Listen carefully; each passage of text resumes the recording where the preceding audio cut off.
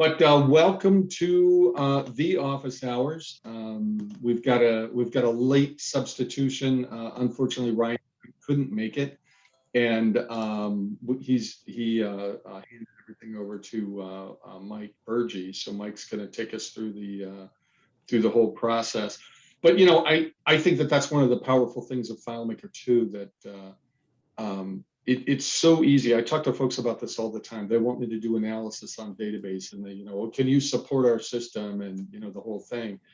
And it's so easy to reverse engineer it if you've got a system to get the brush and dust off the archaeological dig. So Mike was able to figure out what Ryan was up to, and yeah. So today's meeting is about upping your game on emails. A lot of folks use FileMaker to send email reminders. They use it to communicate with folks. I love all the ways that you can connect FileMaker into other systems with the APIs. So without further ado, I'm going to turn it over to Mike. And again, this is a user group that's your gig. Come on camera if you want, that would be great. If you've got questions, throw them in the chat. All I'll do is feed them to Mike, because as we all know, I'm not the technical guy. I'm here to get everybody coffee and everybody get a good seat. But at the end of the day, if you've got questions, let us know, and we'll hammer through them. So Mike, we got some technical guys logged on. Nice. Some more of our people are here. So yeah, this is about email templates, and to put it in its simplest form, you've probably seen this email template because you registered to come to this meeting. So, but this kind of shows you an example of the finished product of where you want to get. So let's start off with a little bit of a discussion here, and then we're going to go into a demo for how using email templates with FileMaker might look like in your system. So the first thing is, what are email templates? Basically, an email template is a repeatable email design. And what that means is that it's always going to look the same whenever you deliver it, no matter what information you put into it or where you're sending that information from. So the point of having a template is that you can take your custom data, any of the data that's coming out of your database, and merge so that it is essentially doing a mail merge into your emails. So why would you want to use email templates versus just either, well, obviously you can save time versus having to send 500 emails out individually on your own and formatting each one of those emails. So you can automate your business process and your communications process. But another thing is that since you can insert that information in, it comes personalized with the information out of your database, and not just, dear Marshall or something, not just their first name, but you can actually send things like our example today is going to be sending a list of tasks to somebody about a project. You can send attachments, you can send reports, you can send a whole bunch of information like, here is the address we have on file for you. Please click this link to correct it if it is not correct. So it's very customizable for that, and it fits into FileMaker's greater ecosystem of being able to automate tasks. So you can search your database for maybe poor quality data that you have on file, like we're missing a phone number for you, please send it to us, or something like that. So it becomes sort of that sky's the limit thing in terms of ideas that you might have for integrating it with your custom apps. Another benefit of email templates is, of course, the look of this. If you're getting an email that looks like this, it's, who it's coming from. It's got our Mainspring logo at the top. You know what it's about because it's got a header section here. And then it's a very well formatted view. So you can drag the window out and it will resize, push the window in and it will resize, read it on your phone and it will look differently. So the design and the branding of it becomes very professional. email templates are repeatable. They're repeatable email designs. And what that means is that for the most part, you can code this template once and then use it anywhere. So by that, there's kind of two parts to a template. There's the design of the template. That's things here like the logo and the gray box that goes around here, and the size and the like bold font of this title. Those are things that are always going to be in every email I send. And then the second part of the template is going to be the actual information, the actual contents of the email itself. So you could have both a formatting template that you load the body of that into, and that gives you the look and feel. And then you have a second template that is the actual content that you're generating to put into that email. So with that in mind, like that look and feel template, you only ever need to create once, and you could have hundreds of different body templates that you're using to stick in different information. The other reason to use email templates is this is what's called an HTML email template.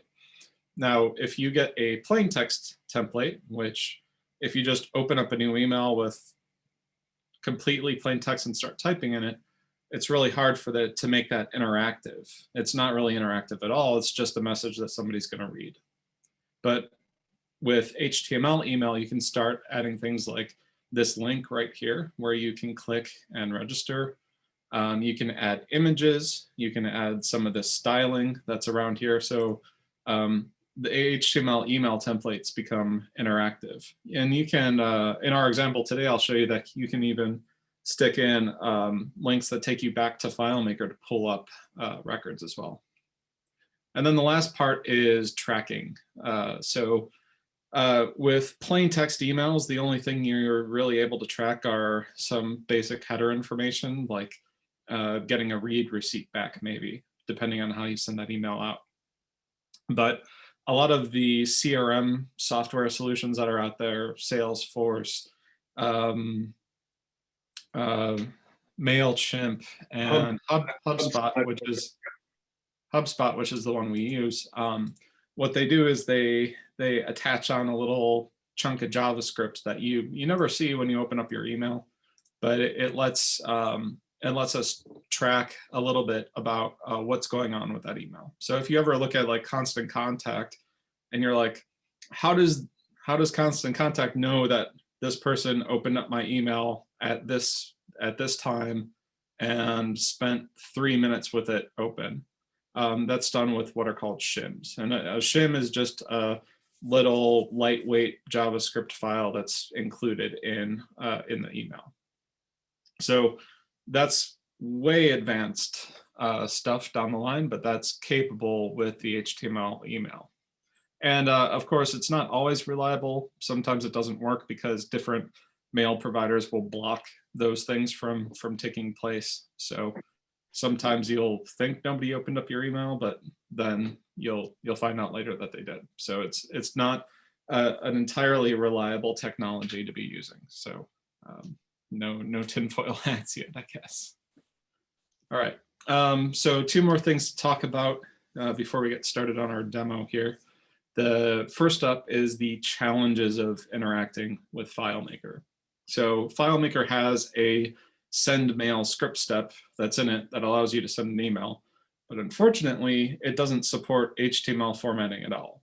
So it's immediately disqualified as something you can use for sending these HTML email templates. So most of the time when you see examples for doing what we're going to do today, we're doing that with an API integration or a plugin that allows us to send those HTML emails. So we're not using native, quote unquote, native FileMaker things, but we kind of are because FileMaker is easily extensible with APIs and plugins. So this is just, it's the new ordinary for a FileMaker developer to be able to do a plugin or an API function. People have been doing HTML emails from FileMaker for as long as I can remember. So at least 12 years or so. And then the other issue is that your FileMaker server is not an email server. So a lot of the times when you have like a web server, like a PHP server running or something, you can bounce those SMTP emails off of your server itself. But FileMaker can't act as an email server. So you have to have an email server to be able to send these emails. So there's APIs like SendGrid out there that, or AWS, what is it? Not S3, the SNS or SES, sorry. Amazon SES, Simple Email Service. Those are two APIs. Or you can use Gmail or your Office 365 mail accounts for your SMTP credentials.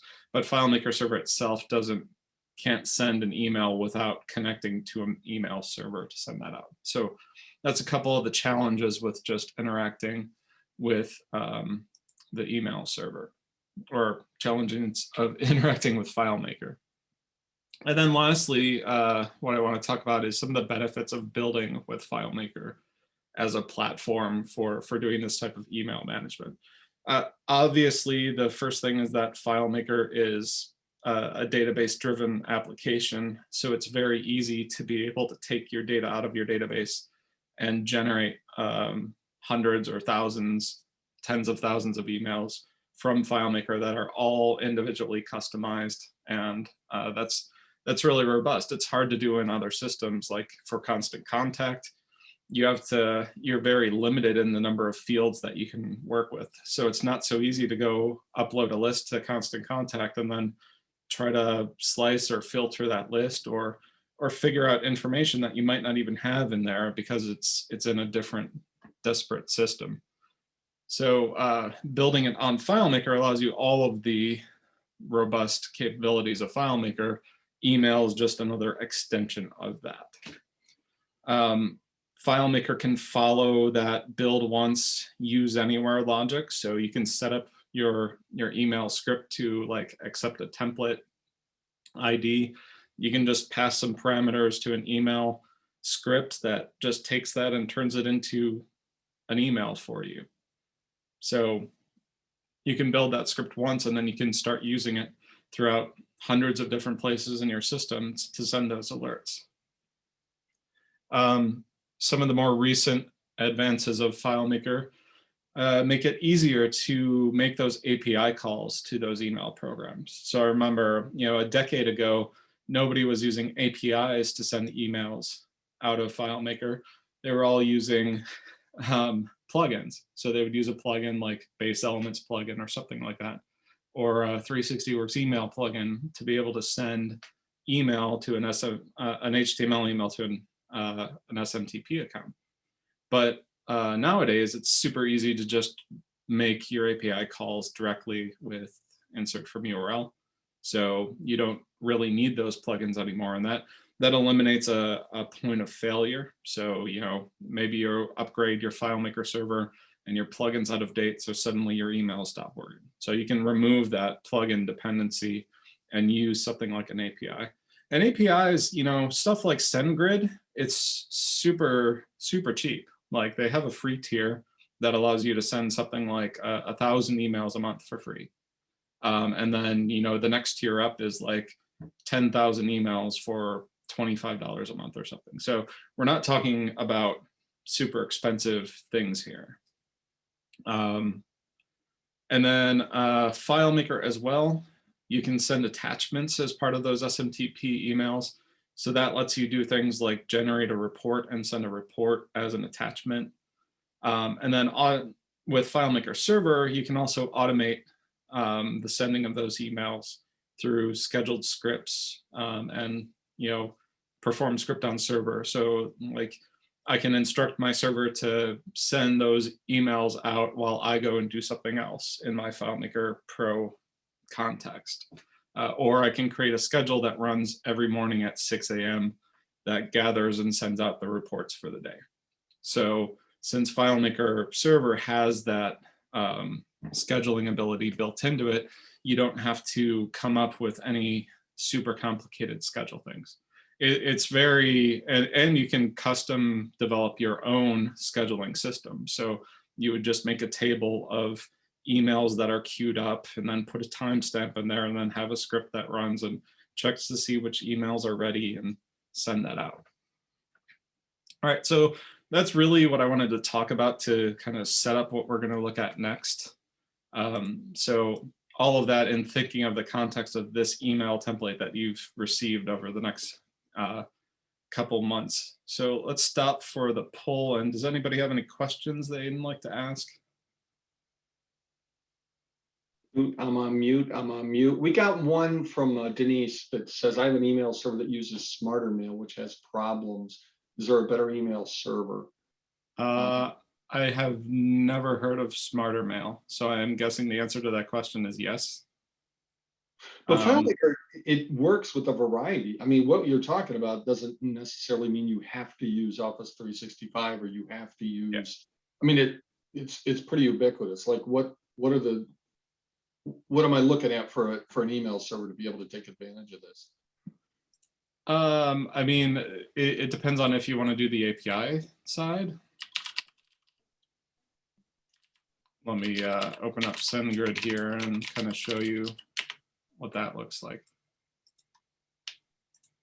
Yeah, all we're seeing is your. I know, I'm pulling it up. Be patient. It's like Christmas, man. I want to open up the prizes. So SendGrid is the email service I was talking about. So it's a mail server that allows you to, well, here's their free tier. So with their free tier, you can send 100 emails per day. And basically what the process of setting up your account here is they will ask for the email address you want to send with. So I want to send with my gomainspring.com email address. So I will go here and they will send me a test email to confirm that yes, I own that email. And then once I've confirmed my email, it'll be one of my available emails to send.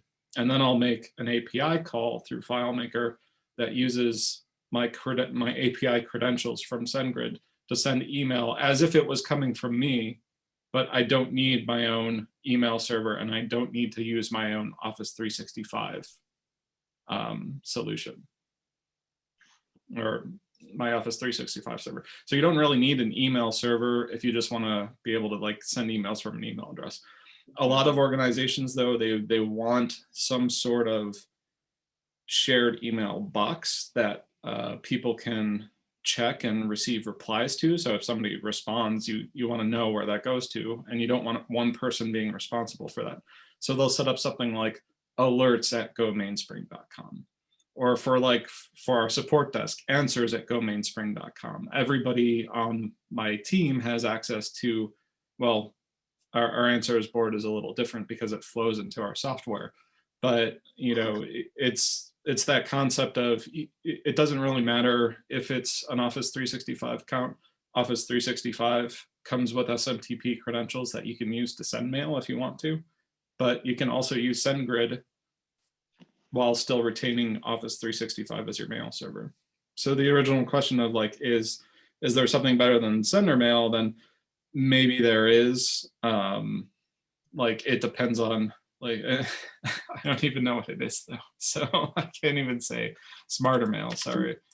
I don't know if that is a Smarter Mail. I don't know if that's a mail service. It's an Exchange alternative. So yeah, so Smarter Mail is an actual like email server service. So you could either, if you're having problems with it for like using things like SMTP, then yes, you could have, you could definitely use something like SendGrid as your application service that sends your email rather than trying to use this Smarter Mail stuff to send that out. But if you don't like how Smarter Mail works at all as an Exchange alternative, like 90% of Exchange, I think, is running on Office 365. So that's what most people use. And you can get small business licenses of that for as little as, I think, one person for Exchange. So that's more of like a per suite question though, Marshall. So that might be something we want to follow up on. All right, so let's stop that share and I will share our FileMaker profile. So I cannot take credit at all for what I'm about to show you because our senior developer, Ryan, who was originally going to give this presentation, developed this file and handed it over to me about an hour ago. But basically, this is a simple task list system that he put together. So I've got a project and a list of tasks here. And now I want to show you kind of the result of what happens when I send this. So I'm going to do a new task in here. Hello from office hours. So I'm going to add that in there. I'm going to click the send button.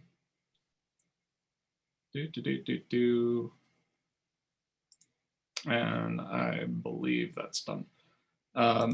So I'm going to wait a couple seconds for that to show up in my email. Of course, like when I restarted Outlook, it's taking forever to open.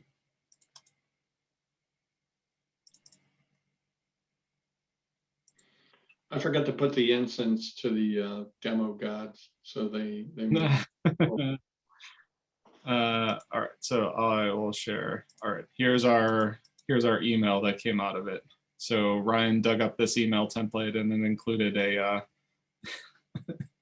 animated GIF in it just to kind of show you what's going on.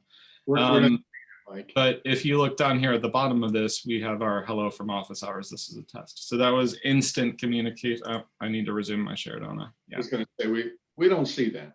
Yeah. So here's our hello from office hours. Here's the funny animated GIF I was talking about. So this is a template that was put together in FileMaker, assembled with FileMaker information into the look and feel of this design, and then sent out. So if I resize this window, you can tell that things are stretching or they're being centered. I can't really go do a mobile thing here. Like I can't show you a mobile browser version of this, but you would see that it would resize in that single column.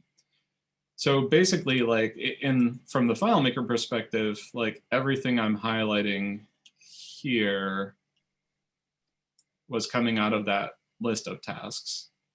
And some of this stuff is also in here. But now if I click on this, view task list, our security is going to tell us that, like, are you sure you want to open that? And I say yes, and then it takes me back in here. So it's taking me back into FileMaker, which I need to switch over to.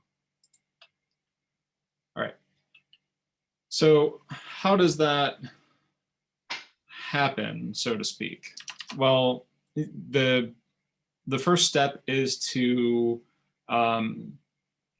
essentially remember the look and feel template that I was talking about. So to do that, we're using insert text. And the reason why I'm using insert text here is so that I don't have to escape all of these quotes in here. So I can just copy and paste my entire look and feel template into this. And this is just standard HTML. It's an HTML table. TR is a table row. TD is a table cell. And there's some CSS styling in here. Here's where the little blue bullet comes from. The little chevron bullet comes from. And there's just some other stuff like determining the font size and stuff in here. So I'm putting that into a template and then sticking that in a JSON object and exiting with that. Oh, by the way, it's actually send list. So this is the script that's attached to the send button. So I'm getting some parameters, I'm getting my list ID, and then here I'm actually assembling stuff. So the first thing I do is I'm going to make my look and feel template and get that together. Mike, we only see one thing. We're not seeing, if you just brought a script up, we're not seeing it. Really? No. Oh, all right.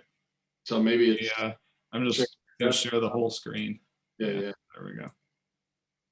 Zoom's really bad about FileMaker stuff. All right. So here's our send list. Still don't see it. This is what happens when you click on that send button. So the first thing we still don't see it, Mike. Why is it not? Yeah, now we're gonna see it. But there it How is. about that? Perfect. All right. So for the third time's the charm. Wait for it. Here's where we're getting our template email together. And if I this will be your tip of the day. I'll do it now, but if you hold down the command key and you click on a script name, it actually opens up that script for you. So this is the part where I was talking about where we insert text. And I'm using insert text in here because, like I said, I don't have to escape all these double quotes. So I can just paste the whole thing in here. So this is the entire look and feel template. This is everything that goes around everything. And it actually came from a GitHub source, which I think I can pull up. No. Should be able to search for it. Consav email template.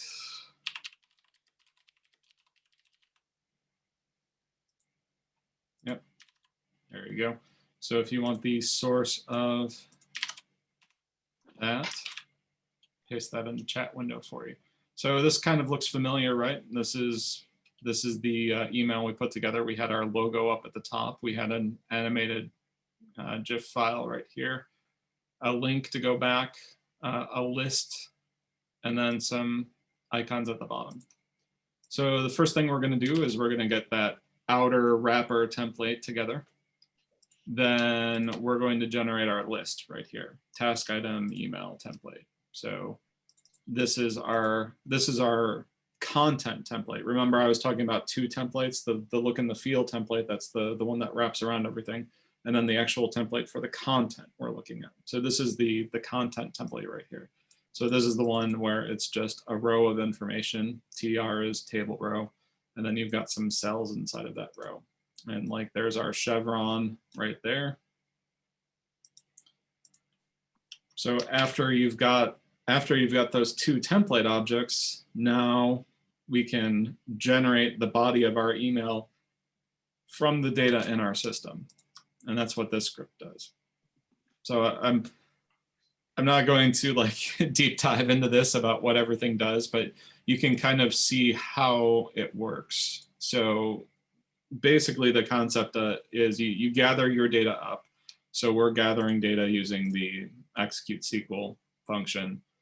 So we're getting a list of tasks essentially, and then we're going to loop through each one of those tasks and build our little list that goes inside of our email. But the actual sticking of that information into our email template is done with placeholder tags. So our placeholder tag is going to be something like this, where it's star vertical pipe, the name of the tag, vertical pipe star. You want to use something that's going to be unique so that when you substitute it, it doesn't accidentally substitute any of your messages out. Like if I just use description or something without the vertical pipe and the stars on the end, then I might accidentally, if I have a paragraph of text that includes the word description, I might actually stick my whole list in there accidentally. So when you're setting up these email template tags, you want to make sure that they have a pretty unique name. So Ryan preferred this star vertical pipe. I've seen people use like double curly braces. I've seen people use 3 brackets on each side, or 3 of the angle brackets on each side. Every system has their own thing. Just make sure that you know what yours is, whatever you prefer to use. So we're just looping through here, going through, grabbing the task out. And then here's where we actually do our little substitute in here. So we're just substituting our data straight out into that. And then when we're done, we just take the entire template, make our substitutions at the entire level, and then right here at the end here is where we're actually taking, that's where our content goes. So we have our tasks template tag, which is star pipe tasks star, and we're substituting in our content from FileMaker, our formatted tasks. So then when we exit with the result of this back in this script, we get our response. And now we have the body of our email. So we have everything now prepared to send that email. So the next step is to send an email. So when Ryan put this script together, he put it together to receive a JSON object of parameters. So to CC, BCC from reply to. So this is all context free. It doesn't, like, I don't have to hard code anything into the script. I can use this script from anywhere in my system as long as I'm passing it the parameters that it requires. A person to send it to, what the subject line is going to be, what the body of the email is going to be. And then down here, we're using the base elements plugin for this to actually make our request instead of an API. So, but you can see it's just 3 easy script steps in here. Base elements is a free plugin, and it includes SMTP server functions to connect to your SMTP server, and then a send function that allows you to send that email. So it's pretty simple from that aspect. So here's the parameter that got sent here. I'm sending it to me. It's coming from Ryan. There's a testing subject line, and then there's the body of the email that we put together from our data. So all that together is just like 5 scripts. Oh, and then the system script is what's taking place when they click the email and it comes back into the system. So if I go back to that email and I copy this link and we kind of dissect this link a little bit, I've got our server in there, I've got the database it's connecting to, I've got the script to run, and then I've got a UUID of a record to show up. So the script is just named the list. So if I go back to FileMaker, this is my list script. So it's going to get that parameter that we passed to it, that UUID. It's going to just check it, and then it's going to do a find for that list ID. So basically, when somebody clicks that in their email, it's going to launch FileMaker or FileMaker Go if they're on iOS. And it's going to perform this script to do a find to bring up that list for them. So it's a very basic 2-way interaction, sending an email out to somebody, having a link so that they can click back. So as you make updates to this information, and like I just delete some of the test data out of here, maybe you could use trigger actions in FileMaker to automate this so that as soon as something changes, it sends out a notification. You can, as complicated as logic that you want to use for sending emails out, you're now set up and ready to use it. And the parts in here, the email parts that actually assemble that email and put it together, they never change.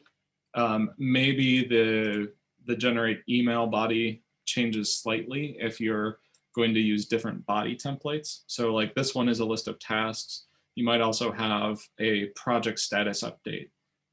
So you'll probably have different body templates, but the wrapper part of that will never change as long as you want your email to look like this. Some people have multiple different look and feel templates as well in their system, and maybe they're putting together an email in FileMaker where they're selecting which look and feel template they want to use.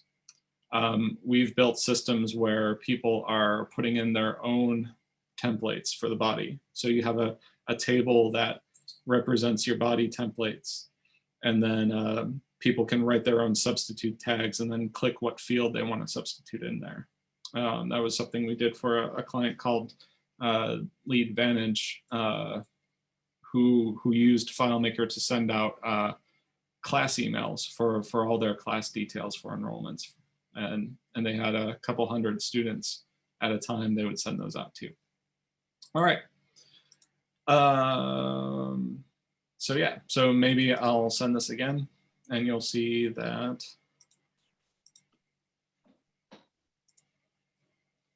the email comes in. So yeah, here's the second email here. And you can see that all of that other sample stuff was taken out of there. So just on the fly, it's generating this list, putting it in the content, and the email is the same every single time. I don't need to worry about using Outlook's like new email from template feature to load a template to send it to somebody. I don't need to worry about like, oh, what's our Facebook link or our Twitter link to make sure that I have like signatures right in my email. It's all just ready to go. And then I keep pulling up the Ben Stiller picture here. I think we're done with that. All right. So let's stop again for questions. Let me look at our chat. We got quite a few. We got quite a few. All right. Let me start towards the top. Oh, okay. You're going to read them? All right. Awesome. Yeah. So what version of FileMaker? I'm using 19. Everybody should be using version 18 of FileMaker or newer at this point. It might surprise people to learn that the end of life for FileMaker 18 is next month. So if you are not using version 19 of FileMaker yet, we'd highly recommend you update. And if you're using prior to version 18, then we really want to talk to you about updating. So yeah, plugins are compatible with like everything that I've shown you here today is technically compatible like way back because Base Elements has been around for, like I said, for 10 years. Since we're using Base Elements, you can do everything I did here today all the way back to FileMaker 8 if you really, really wanted to. But ever since version 16 is when they augmented the insert from URL script step to make APIs easier. So 16 plus for, if you want to do like the SendGrid stuff especially, I would recommend current versions. When mentions MailChimp to create your HTML templates, you can actually take the HTML source code of a MailChimp email template you receive and make it your FileMaker template. And then the free accounts for things like MailChimp are great. And you get all that like shim tracking built into it to be able to track the emails you send out. But the process of sending out an email, it's only designed, MailChimp and Constant Contact, they're only designed to send like one email to a group of people at a time. So it's very hard to like set up actionable alerts like that use MailChimp. So like if I want to send a, and MailChimp doesn't allow you to pull the dynamic data out of FileMaker. So if I want to send a report to somebody every day at 6 a.m., like I now have to manually create that report PDF, go into MailChimp, create a new email, attach that file. And it's going to take me 15 minutes a day to do that, where I could automate that process to do it automatically on my server without me ever having to do anything again. And time save, that's what FileMaker is all about. You automate the procedures you can automate, and that saves you all the time. Marshall's making this file available to everyone. So yes, we will send this demo file to you. We have to make sure we delete our SMTP credentials out of it first. And then we'll get this file along with the recording of this meeting. Does Base Elements allow for attachments? Yes. BE, let me see where these BE functions are. I'll add this in here. Let me use the actual thing here so it auto-completes BE. SMTP, BE SMTP add attachment. So you basically just keep running this function over and over for as many files as you want to attach. And as long as you're calling this before,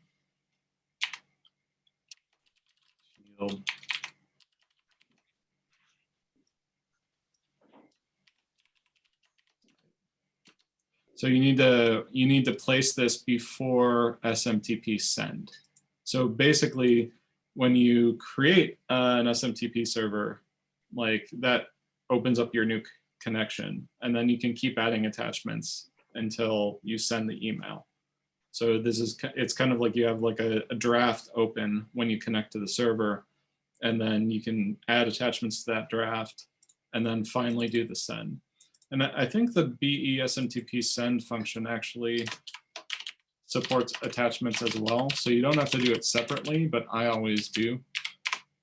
Yeah, so you can do attachments at the end of this as well. So you don't even need to do it separately, but it is an option. I always do it separately because usually when I'm adding attachments, it's like looping through a set of related records or something. So I will leave that in this file. This file is hosted, so the changes I make here will be in the final version. All right, make it back to the chat window. All right, where'd it go? All right, here it is. All right, can you illustrate how to send an email without a plugin, insert from URL? Yes, I can. Let me pull up a different system where I'm using that. And I'm pausing. I'm gonna stop my share while I do this because this is an actual client system that I can't show you. But I'll take a,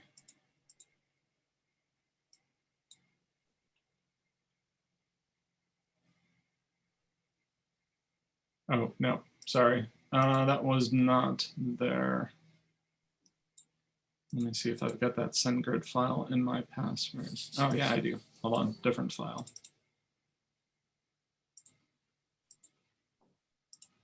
Okay, share screen. Okay, this is from a guy down in Texas called Taylor Sharp. He's kind of a buddy of mine. He's old guard FileMaker, has been doing FileMaker for like 30 years or something. But he's got this free file on his site for using SendGrid. And it's not super elegant, but this is what it looks like to send with your API. Basically, you've got your API key, you've got your email address and stuff. Here's what the insert from URL call looks like. So basically, sorry, not target. Here's your URL. So that's the URL that the API uses. And then you've got your curl options. So these are the things that, the data is your email data for the email you're going to send. We're sending JSON data, so we're just declaring that here. And then this is the authorization that you need to be able to authenticate to be able to send to SendGrid. So this file is free. If you just Google or go to tms.us, that's his website, you can find that and get this file, and it's got everything you need to kind of build that together. I'd recommend copying and pasting out of it though, because it's got a lot of stuff in here that's not so easy to just copy and paste. So just take a look at it, get out what you need from it, and yeah, should be able to find that. All right. All right. Do you need JSON strings or just straight strings that are going to base elements? I always use, like, there's no reason now not to use JSON for parameters. Ever since the JSON functions were introduced, it's pretty much become the industry standard for FileMaker developers to use JSON to pass multiple parameters around. The problem with script parameters that aren't in JSON is you have to manage it somehow if you want to pass multiple parameters. So in my email script that sends the email, I'm sending it the to address, the CC address, the from address, the reply to address, the subject line, the body, the list of attachments. I could be sending credentials in as well. So to do that, you would probably want something like JSON that is structured in a way that it can handle that multiple fields of data. So I would, and then when you're using the base elements plugin, you can either, Ryan has exploded things out back into local script variables here, but you don't need to do this part. So I can just use JSON get element parameters too. I can use this in my SMTP send right here. So I can just put this right in there like that if I wanted to. It's easier to read if you use the variable names here. So it's one of those things where there's not really any correct answer. Do what makes sense to you, do what works, and try to make it easy to read so that when the next guy comes in to clean up your mess or takes over for presenting at a meeting for you with your demo file, that you know what you're talking about. All right, can the emails be copied by the recipients so that they can use it in their publications? Yeah, since they're receiving it at their email client level, you would be able to do anything that you can regularly do with an email in Outlook. So you would be, you'd be able to, print off those emails, send it to, save it as a PDF, forward the email to somebody else. All of that's, it mostly depends on your email client. That'll determine what features you have available to you. Denise, version 12, let's get you upgraded. Let's let's talk after the meeting sometime. Version 12, you've already gone through the conversion to .fmb 12, so there's a lot of good stuff that's come out since then to get you up to version 19. All right. When Livy clarifies that he's just using the MailChimp template for FileMaker, which is a good idea. That's a good place to get free templates. There's a bunch around. GitHub's just where Ryan got his from here. The MailChimp templates might have some MailChimp specific stuff that you might need to strip out if you want to use it with FileMaker. And then, of course, the template tags. Like I said, everybody uses different template tags. Just make sure that whatever delimiter you use for your template, so your first name here in the chat window has single curly braces around it, just make sure that you're aware of what that naming convention is. And then Magali posted a example there of how to direct from FileMaker SMTP server with the curl. But I think that's kind of what I showed off with that SendGrid demo file. All right, that is caught up in the chat. I think I got everybody. I got a question. Yeah. Am I allowed to ask questions? I think this would be kind of cool if you could send somebody an email that's neatly formatted that they could actually respond in the email and send something back. Would that be possible at all? Like in the case of the use case of that task list, instead of clicking the button to go back to FileMaker to then open it up, if I'm out on the road on a mobile device, let's say, is it possible to put something there that I could just say, I completed this one, and this one, and then email it back? Yes or no is fine. I'm just curious about you. Yeah, so the reading emails with FileMaker is a possibility. That usually requires a plugin unless you have some sort of email server that's forwarding it along to a webhook or something.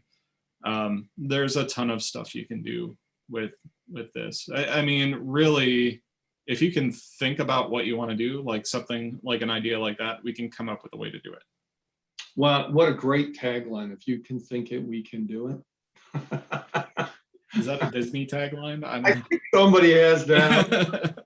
The lawyers, we are the dreamers. Sued by somebody for we are the music makers. We are the dreamers of dreams. Yeah, no, this is good stuff, man. Cleaning up the emails to send them out. I think there's some things that you want to be a little careful about when you do mass emails because it ends up in spam. Yeah, so blacklisting is a good thing to talk about. So a lot of people accidentally blacklist themselves when they decide to put a send email script step in a loop in FileMaker and then send out a notice to 8,000 people from their own SMTP email account. So like if I hooked in my credentials for my email account to send to somebody, I would want to limit the amount of email I'm sending. And you can do that a couple different ways programmatically. You can do a found set loop, and then you can kind of have a counter that when the counter gets to like 25, then maybe it pauses for a few minutes and then continues back and goes for the next 25. Using an API service like Amazon SES or SendGrid, those are services that are designed to send large volumes of email without being flagged for blacklist. So if you're worried about the number of emails you're planning to send, then you probably want to go with the API route for sending your emails out of your system.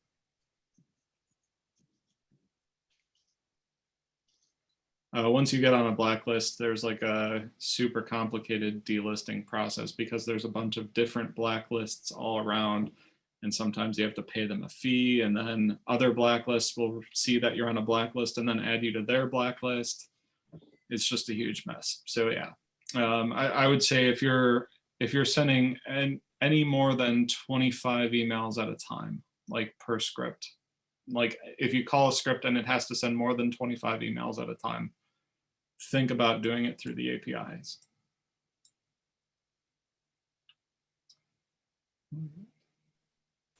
Awesome. Okay, we're just about at time, 1:52. So a couple things I want to do. I've got a curiosity question more than anything else that I'm going to throw up a poll up here. So while you're taking a peek at that, we're not desperate. I mean, we can come up with topics left and right and the whole nine. But if you guys have things, I mean, we're trying to craft this as your user group as well. And if you have any ideas whatsoever about topics that are pertinent to your solution and things that you're trying to do, please send an email to answers@gomainspring.com. We're taking them in, you know, it's the third Thursday of every month, 1 o'clock. We've dialed this thing in pretty well. I think this is our 14th user group meeting. So we are, like I said, we're not running out of topics, but sometimes, you know, we don't want to turn this into speaking into a dark room where we can't see the reactions and everything. So if you have any ideas, that would be awesome. Throw them into answers@gomainspring.com. And you guys are disproving my thoughts on this poll right now. I'll just throw the results. I've always been under the impression that it would be easier if Filemaker was a monthly renewal, but it looks like quite a few of you guys are happy with the annual renewal. And you know, there is a cost to invoice and there is a cost to that monthly. But yeah, this is super interesting. So we'll find out who wants to be invoiced for the next 10 years. We'll throw that out there and take care of you, and you'll never have to deal with Filemaker. Or maybe the better thing is figure out when you retire. We'll work backwards and put that together. That would be pretty good. So if you have questions, comments, anything about office hours, I mean, this is your gig, not ours. Just let us know through answers@gomainspring.com. And hopefully you guys have a great day, great rest of your week, a better weekend, and we will see you next month.